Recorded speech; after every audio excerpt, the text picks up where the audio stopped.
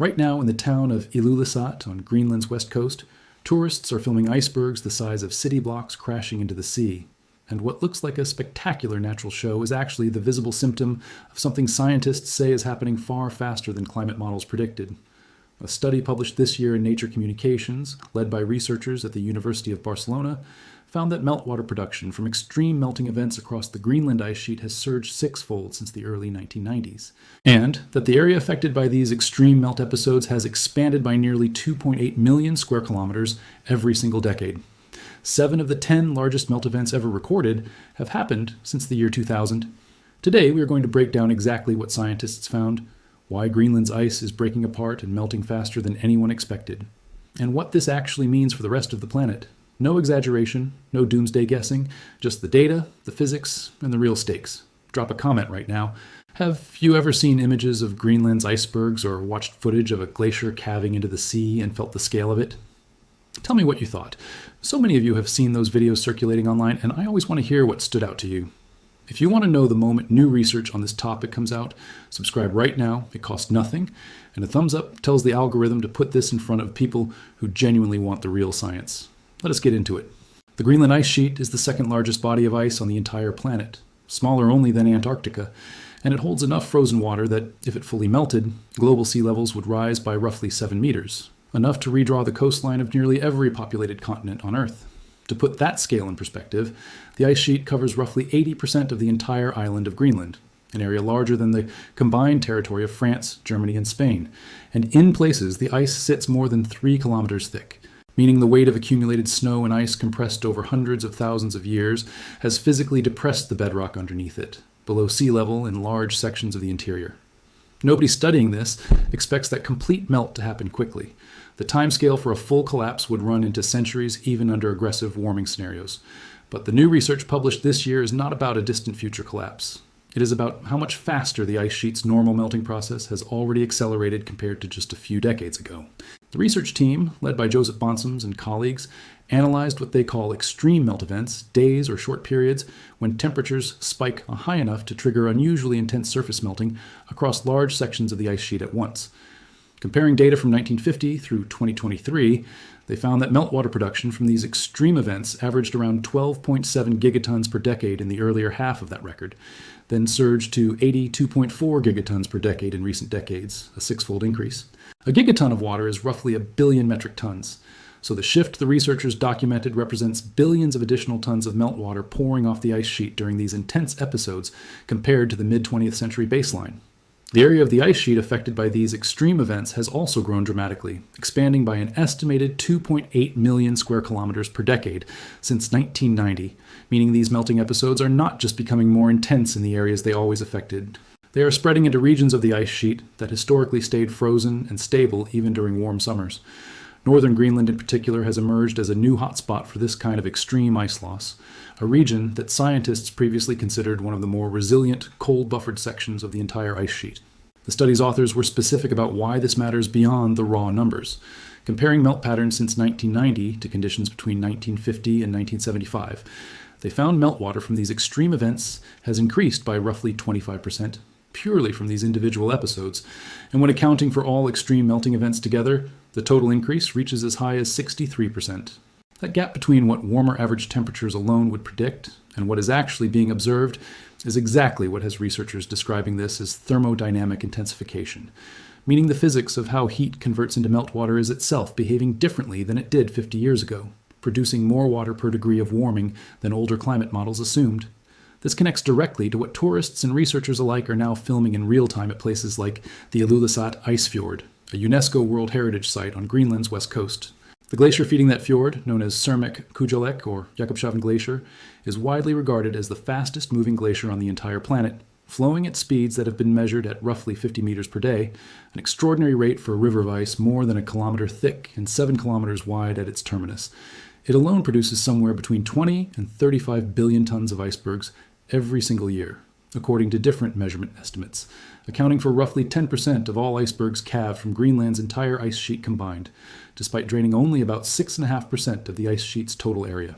According to NASA scientists, Jakobshavn is the single largest individual contributor to sea level rise anywhere in the northern hemisphere, and its own accelerating flow and retreat over the past several decades has been extensively documented by satellite monitoring, with the glacier's terminus retreating dramatically inland from where it sat in earlier decades before beginning a partial, temporary re-advance in more recent years.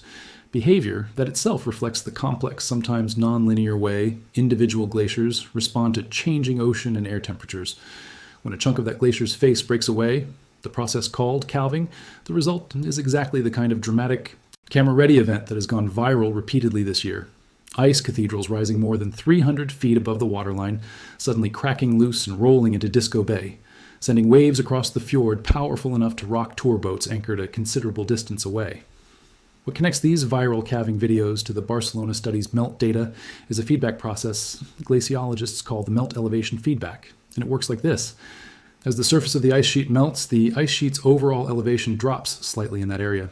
Lower elevation ice sits in warmer air, since temperature generally increases the closer you get to sea level, which means that lower elevation ice melts even faster than it did before, which lowers the surface further, which exposes it to still warmer air, and the cycle continues to compound on itself. A separate modeling study published this year found that this amplifying feedback, especially the melt elevation mechanism, could drive significantly accelerated ice loss under high emission scenarios precisely because once this feedback loop gets started in a given region, it does not require additional warming to keep intensifying. The ice sheet's own retreating elevation does part of the work on its own. This is also directly relevant to why glaciers like Jakobshavn calve icebergs at such an accelerated pace, a glacier terminus that sits at or below sea level, with warmer ocean water able to reach and erode the ice from below at the same time surface melt is occurring from above, breaks apart far more readily than one sitting entirely on stable, elevated bedrock. Researchers studying Greenland's deeper history have found supporting evidence for just how sensitive this ice sheet can be to warming that, by modern standards, was relatively mild. A study using rock and sediment samples recovered from beneath the ice sheet in northwest Greenland found that an entire section called the Prudhoe Dome ice cap completely melted away roughly 7,000 years ago during a period of the Holocene generally considered a time of remarkable global climate stability. That finding matters because it demonstrates that Greenland's ice has a documented history of disappearing entirely from specific regions, even without the kind of rapid, human-driven warming happening today, meaning the ice sheet's fundamental physical behavior is more sensitive to temperature change than researchers had assumed based on more recent, shorter-term records alone. So here is the honest scientific bottom line on whether this is actually getting worse, or whether Greenland's ice has always behaved this dramatically, and cameras are simply capturing it more often now. The Barcelona study's own data answers this directly. This is not simply better observation of an unchanged process. The actual physical numbers, meltwater tonnage, affected surface area, and the ratio between warming and water production have all shifted measurably compared to the 20th century record, and independent modeling work on amplifying feedback mechanisms supports the same conclusion from a completely different angle of analysis. What remains genuinely uncertain, and what the researchers themselves are careful to note, is exactly how this trajectory will continue to unfold, since significant uncertainty remains about the ice sheet's long-term behavior and its precise interactions with the broader climate system, even with dramatically improved satellite observation and computer modeling compared to a generation ago. If you are planning to visit Greenland or the Ilulissat region, tour operators running boat trips near active calving fronts follow strict safety distances precisely because a calving event can generate a wave capable of capsizing a small vessel with little warning. So always follow your guide's positioning instructions rather than pushing closer for a better view. If you're following this story from anywhere else in the world, the practical relevance is coastal, since accelerated Greenland melt is a direct, measurable contributor to global sea level rise, meaning coastal communities thousands of kilometers from the Arctic have a genuine stake in exactly how fast this ice sheet's behavior continues to change. Final thought. Greenland's ice sheet has spent thousands of years responding to changes in global temperature. And what the newest research shows is not a sudden, unprecedented catastrophe appearing out of nowhere. It is a decades-long acceleration that has now been measured, quantified, and traced back to a specific physical mechanism, one where warmer air produces disproportionately more meltwater than equivalent warming did 50 years ago. The tourists filming icebergs calving into Disco Bay this summer are capturing something real and measurable, not simply a more dramatic version of ordinary glacial behavior, and the scientists tracking those same events with satellites and gigaton calculations are reaching the same conclusion from an entirely different direction. This ice sheet is changing faster than the 20th century prepared anyone to expect. We will keep tracking every new study, every satellite measurement, and every record-breaking melt season as the data comes in. Subscribe so you do not miss it, and leave that comment below. Has anything about Greenland's ice ever genuinely surprised you? because understanding what is happening at the top of the world is how the rest of us stay informed about the coastlines we call home. Let us get this one to 5,000 likes. See you in the next one.